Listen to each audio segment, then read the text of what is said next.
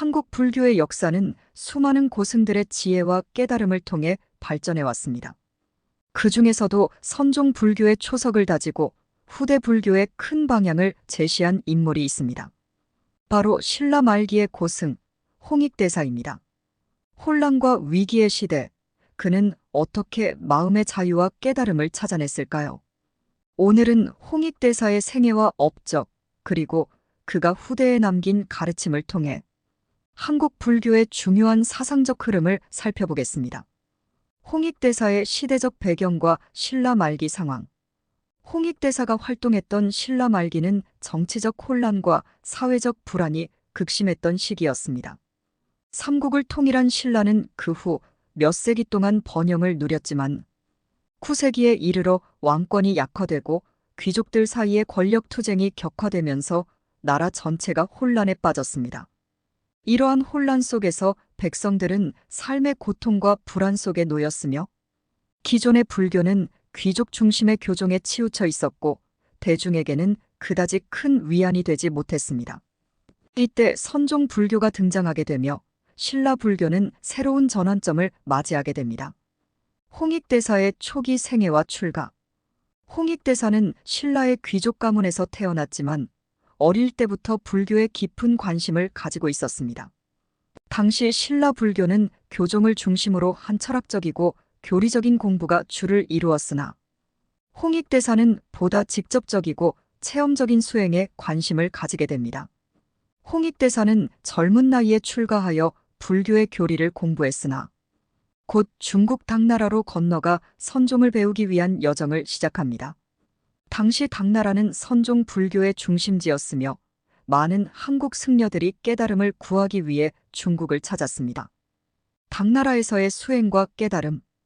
당나라에서 홍익대사는 도해대사를 스승으로 만나 깊이 있는 선종 수행을 시작합니다.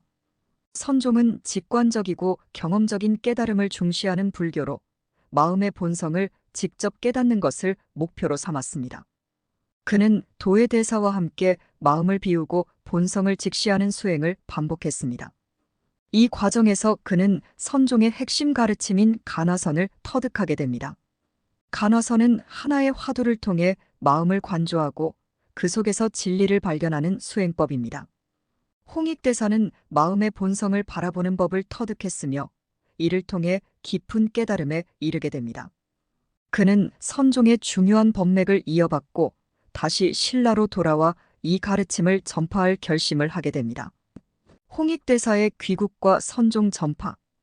홍익대사는 당나라에서 깨달음을 얻은 후 신라로 귀국했습니다.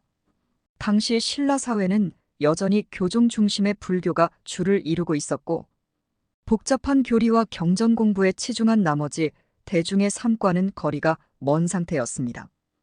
홍익대사는 이러한 상황을 직시하고 선종을 통해 불교를 새롭게 전파하기 시작했습니다. 그는 경전이나 교리에 얽매이지 않고 마음을 통해 직접 깨달음을 얻는 수행을 강조했습니다. 그의 가르침은 간화선을 통해 마음을 비우고 본성을 깨닫는 것을 핵심으로 삼았습니다. 간화선과 홍익대사의 가르침. 홍익대사의 가르침에서 가장 중요한 것은 바로 간화선이었습니다. 간화선은 화두라는 질문을 가지고 마음을 깊이 탐구하는 수행법으로 이를 통해 마음의 본성을 깨닫는 것을 목표로 합니다. 화두는 일종의 난해한 문제로 수행자는 그 문제를 끊임없이 묻고 또 묻습니다. 홍익대사는 선문답과 같은 방법을 통해 제자들이 스스로 깨달음을 얻도록 이끌었습니다. 그는 가르침에서 지식을 전하는 것보다는 제자가 스스로 마음을 통해 진리를 깨닫도록 도왔습니다. 그는 제자들에게 이렇게 가르쳤습니다.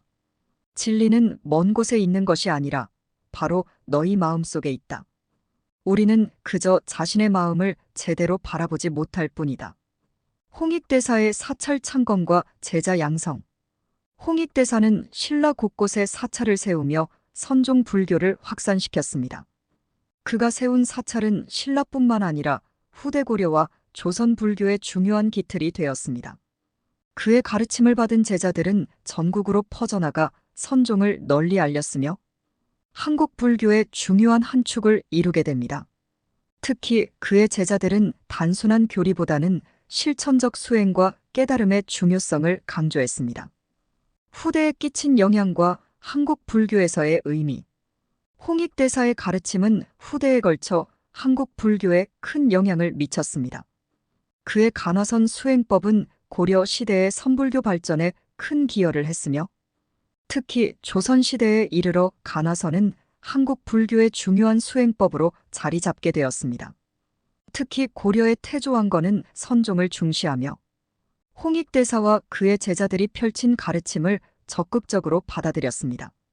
이후 조선시대에도 간화선은 선종 수행의 핵심으로 자리 잡으며 오늘날까지도 한국 불교의 중요한 수행 방식으로 남아 있습니다. 홍익대사의 사상적 의의와 평가. 홍익대사는 한국 선종 불교의 시초를 다진 고승으로 그의 가르침은 단순히 교리적 깨달음을 넘어선 직접적인 체험을 강조하는 수행 중심의 불교로 발전했습니다.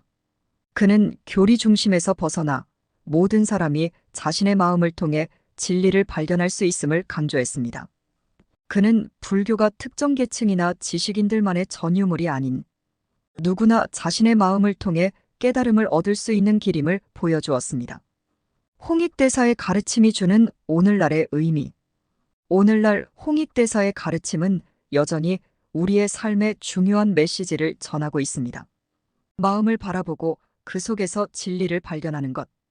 이는 불교뿐만 아니라 우리 삶에서도 중요한 가르침이 될 수 있습니다. 홍익대사는 한국 불교의 중요한 초석을 다졌으며 그의 가르침은 오늘날에도 많은 이들에게 깊은 울림을 주고 있습니다.